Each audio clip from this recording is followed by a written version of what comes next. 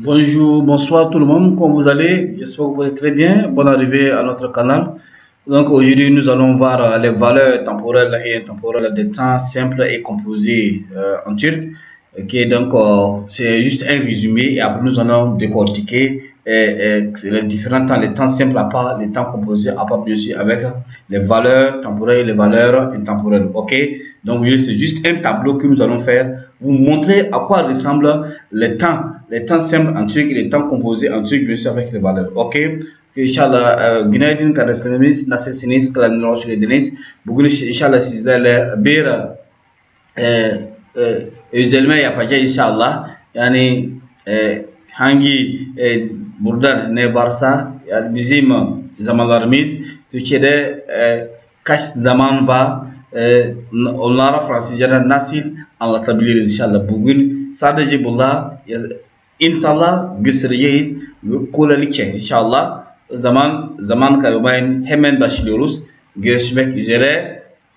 Bizim videomuz izleyebilirsiniz. Yani çok önemli şey öğreneceksiniz, tamam mı inşallah.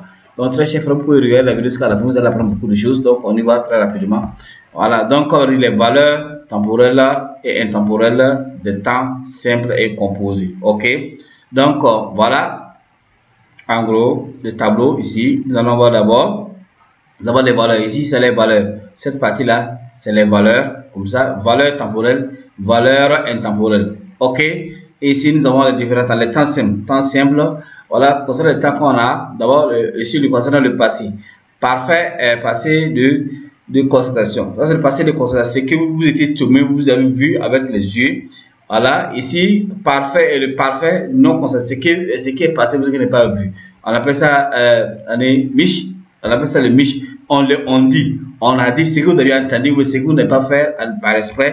Voilà, pour l'exprimer en turc. Voilà, c'est le mich qu'on utilise pour le faire.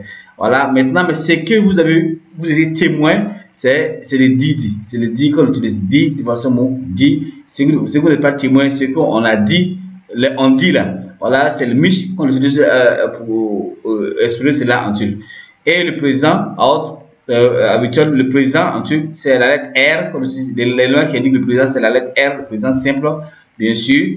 Ça, il y a trois groupes pour le verbe. Premier groupe, c'est la lettre R. Deuxième groupe, c'est ER ou bien AR. Voilà, mais il y a et aussi les verbes du troisième groupe, le mot polysyllabique, on utilise IR, ER, UR, UR. Et là aussi, les quatre éléments qui sont là, il y a les isna de les verbes du deuxième groupe qui se rejoint ici. Ok? Lorsque nous allons voir le présent, nous allons mieux expliquer. Et le présent progressif, progressif de constatation, c'est que l'action qui est passée au présent de façon progressive. Donc, les lois qui indiquent le côté progressif, en tout cas, c'est les IOR. Ok? Les IOR. Voilà.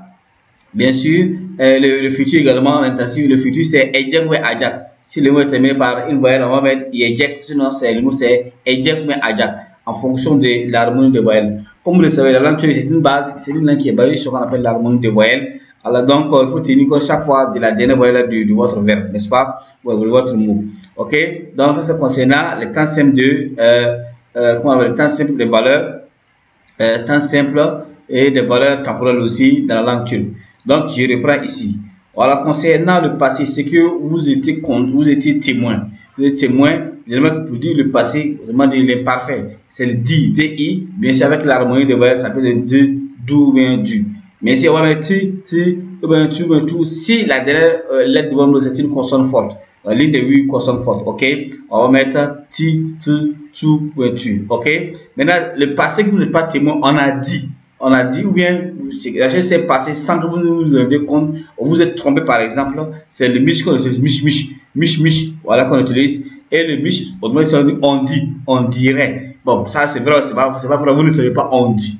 Voilà. Donc, pour exprimer cela en truc, c'est le mich qu'on utilise. Et le mich, ça peut être mouche, le mouche, ça peut être mouche. Ok? Voilà. Et le présent simple en turc, c'est la lettre R qui indique le présent simple. La lettre R qui indique le présent simple. Et là aussi, il faut savoir qu'on a trois groupes. On a trois groupes monosyllabiques, c'est R qu'on ajoute par avoir la marque du présent simple. Les deuxième groupe monosyllabique, on a ER, AR. ER pour les voyelles terminées par voyelle faible. Et mot par une voyelle faible. AR pour le verbe terminé par une voyelle forte. Ok?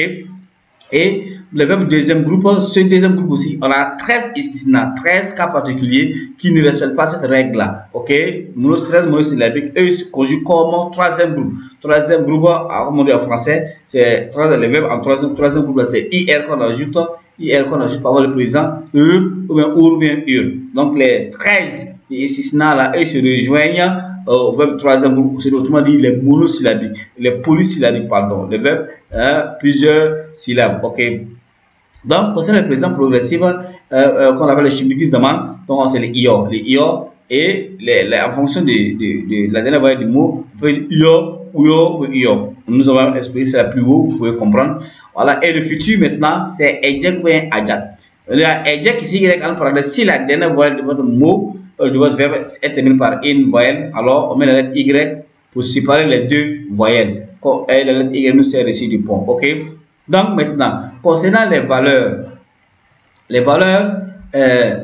hypothétiques, des temps simples, valeurs intemporelles des temps simples, on a hypothétique. Hypothétique, c'est une condition. Charte, ok? Charte, il y a une charte ici qu'on appelle la condition. Voilà, et là pour exprimer la condition en turc, c'est ou ça. On prend l'écrit la racine du verbe. Si le verbe est terminé par une voyelle faible, on met c'est. Si le verbe est terminé par une voyelle forte, on met ça. C'est tout. Vous comprenez? Ça, c'est pour indiquer, c'est le doute. C'est disons, la condition. La condition ici. Ok? La condition de doute. Ok? Maintenant, pour exprimer l'obligation déontique. Ok? L'obligation en turc. Ok? Gereklik, c'est le meli mali. Meli mali. Donc, on va écrire meli pour dire obligation, tu dois le devoir. Ok, c'est le meli. On va utiliser meli au verbe. C'est pour les verbes qui sont terminés par une voyelle faible. On va écrire meli. On va écrire mali pour les verbes dont la dernière voyelle est terminée par une voyelle forte. Ok, voilà. On a 4 voyelles fortes, 4 voyelles faibles. Ok, maintenant le optatique. Optatique, c'est le choix. Ok, le choix, le souhait. Qui on a, c'est E ou A. Si le verbe est terminé par une voyelle, on met YE. Ou bien, si le verbe est terminé par un homme, voyelle ici, voyelle faible c'est YE. Terminé par une voyelle, une consonne forte, une voyelle. Si la dernière voyelle c'est une voyelle forte, on met YA ou A. Ok. Maintenant, concernant le duratif, on utilise le duratif pour exprimer une action qui est en cours, une action qui est en train de se parler, qui est en train de se dérouler au moment où l'on parle, mais généralement on se limite au présent. On est présent à la forme affirmative. On se limite au présent à la forme affirmative. Bon, son usage n'est pas très usuel, ok, c'est pas très courant. Mais généralement, ce sont les journalistes qui aiment beaucoup employer ce temps de duratif. Ok, mekte makta. Mekte makta, c'est-à-dire en train de faire. Mekteim, ils sont en train de faire. Maktasen, ok, Maktaim, je suis en train de faire. Tu es Konush Maktaim, je suis en train de parler, ok. Voilà, donc Mekte, si la dernière voyelle du mot est une voyelle faible, Makta, si la dernière voyelle du mot, du verbe est une voyelle forte, ok. Donc maintenant, passons maintenant au verbe, c'est-à-dire au verbe dont le temps est. Le temps composé. Voilà le temps composé. Voilà le temps composé des différents verbes. Ok. Concernant le temps composé. Le temps composé, voilà, on a l'imparfait. L'imparfait, pour dire, d'abord c'est le passé simple. Maintenant, le passé composé, l'imparfait, on va dire di. On va le di ici. On va dire di, on va Y, on va mettre di. Ok. C'est avait été, di, du. Ou bien tu dis, ou bien tu. Ok, ouais, un peu. Ça avait été, ok. Ce n'est le plus que parfait, si on veut dire. Et là aussi, c'est ce qu'on était témoin. On était témoin de quelque chose qui s'était passé. Donc, on dit, ok. Mais lorsque on n'était pas témoin d'une chose qui s'est passé, voilà, on va dire mishti. Le mish, c'est pour dire tout ce qu'on dit, on dit. Ou bien la chose s'est passée sans que je ne m'en rende compte, on a mish. Mishti avait été, ok, mishti, ou bien mushtu, ça se comprend un peu. Voilà, et là aussi, concernant le présent. Le présent, on a le présent, c'est, par exemple, le présent, c'est, on utilise le présent, là, être le présent. Et on va produire l'imparfait. L'imparfait, on va dire, rdi, ou bien arde, ou bien irdi, ou ou bien urdu, ou bien urdu, ou bien urdu. Ça, c'est l'imparfait également, le parfait. Voilà. Okay. Donc, maintenant, pour exprimer quelque chose qu'il est en train de faire, il fait ça, c'est-à-dire, il fait la chose, c'est de l'homme où l'on parle. Ça, c'est le yo, le shimdeki zaman, le présent progressif. Mais la chose, c'est passé. Par exemple, le passé simple. J'ai mangé. Iyodum, ok? Iyodum, par exemple. On dit iodu, ou yodu, ou bien iodu. Ouais, c'est une chose comme ça. C'est l'imparfait, la chose c'est passé par l'imparfait, ok? Comme le simple passe progressif en anglais. Voilà, pour mieux expliquer.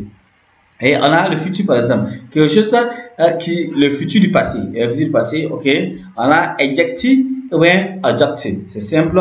Maintenant, pour utiliser le conditionnel. Le conditionnel, c'est saidi. C'est saidi ou bien saldi. Saidi, si la dernière voyelle du mot est une voyelle faible. Saldi, si la dernière voyelle est une voyelle forte. Ok? Ça, c'est sur le plus que parfait. Le conditionnel plus que avec, dit, avec. C'est en fonction de la racine du verbe qu'il peut donner plus de sens ici. Ok? Melidi, ça c'est pour exprimer l'obligation. Melidi, c'est-à-dire devrait faire, aurait dû faire. Ok? Melidi, maledi. Ok? Maintenant, c'est le choix. Le choix qu'on devrait faire, on a fait, on va faire. Voilà, c'est aidi, aidi. Ok? Maintenant, ce qu'on devrait être en train de faire. Ok? Mektaidi ou bien maktaidi. Ce qu'on devrait être en train de faire, ok? Voilà, maintenant, voyez maintenant le côté dubitatif, le doute maintenant. Le doute concernant le passé, quand le témoin n'existe pas, alors on va le doute de ce qu'on a entendu, de ce qui n'existe pas. Donc on va dire mish, on a dit que, il paraît que, mish, ok? Mish, ok? Et le passé, c'est-à-dire le passé, qu'on aurait dû, c'est-à-dire on dirait que le présent passé, c'est le présent du passé, le rmish, ou bien ermish, ou bien armush, ou bien urmish, ou bien urmush, ou bien urmush, ou bien urmush. Ça se voit un peu. Voilà. On a yormush. Ça c'est le présent progressif, c'est-à-dire les actions qu'on devrait, on doute de l'action qui devrait être en train de se dérouler. Est-ce que l'action s'est déroulée? Ok, à un moment du passé, là c'est un doute, le dubitatif. Ok. Ok, est-ce que l'action s'est déroulée? C'est-à-dire, yormush, ça c'est yormush, ça c'est yormush. Ça c'est la même chose. Maintenant, le futur également, futur du passé dubitatif. On va dire quoi? Ejekmish ou ejekmish, ajakmish ou bien ajakmish. Ok. Maintenant, seymish, c'est le conditionnel. Seymish ou bien saymish. Ok. Maintenant, l'obligation, le devoir, melimish, ou bien malumush. Est-ce que vous comprenez un peu? Maintenant, l'optatique, ok, l'optatique ou bien le souhait, ok, c'est celui qui incite à faire quelque chose. Yaymish, ou bien aymish, ok, yaymush ou bien yaymish, ok. Maintenant, ce qu'il devrait être en train de faire à un moment donné, mektaymish ou bien makaymish, ok. Maintenant, vraiment le suppositif, c'est une supposition. Il aurait dû faire, mais est-ce que c'est fait, c'est pas vrai. Est-ce qu'il était pas témoin? On va dire disait, voilà, de ça, du c'est, ou bien tu sais, ou bien tu ça, ou bien tu ça, ou bien tu sais, ok? Maintenant, ce qui n'est pas témoin, ce qu'on a dit, j'ai entendu, ou bien la chose s'est passée, ce que je me rends compte, ça c'est une supposition, hein. Bon, supposons que la chose s'est déroulée, ça que je me rends compte, on va dire, mouche ça, ou bien mouche c'est. Est-ce que vous comprenez un peu? Maintenant, ça c'est le présent. Le présent, la chose qui s'est passé au passé, qui s'est réalisé, est-ce que moi j'étais témoin ou pas? Alors, en turc, on va dire R c'est, R c'est, ou R ça. Ir c'est, ursa, ou bien ir c'est. Ok? Maintenant, c'est la chose qui devrait se dérouler à un moment donné. C'est un moment donné du passé. Ok? Et c'était progressif. On va dire yorsa. Yorsa. Ça, c'est la supposition. Supposons que la chose se déroulait. Voilà, comme on dit ça en turc. Voilà, c'est comme ça. Maintenant, le futur. Voilà. On va dire Ejekse ou bien Ejekse. Yajaksa ou bien Ajaksa. Ok, ça c'est concernant le passé. Au niveau du futur du passé. Ok.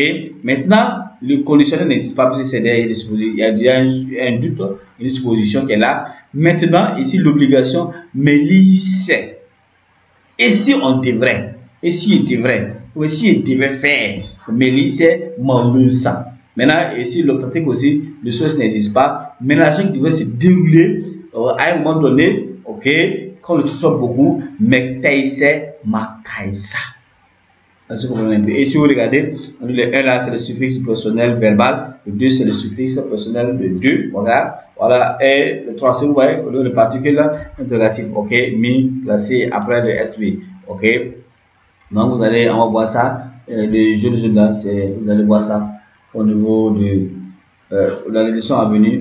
Nous allons mieux étayer tous ces éléments là. Nous allons mieux étayer le dit, qu'est-ce que c'est avec les formes affirmatives, négatives, interrogatives, interrogatives, mich avec les formes négatives, interrogatives, interrogatives, la forme interrogative, négative, interrogative.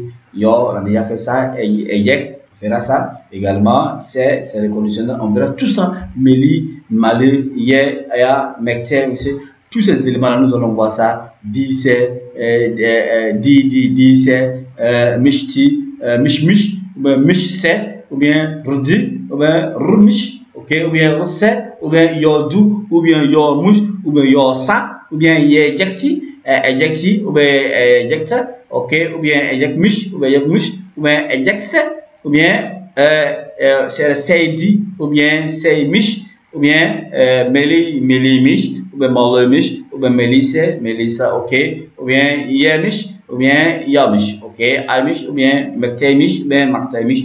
Tous ces éléments, nous allons les revenir sur eux. C'est un tableau récapitulatif des différents temps. On a les valeurs des temporels, valeurs temporelles et intemporelles des temps simples et composés en turc.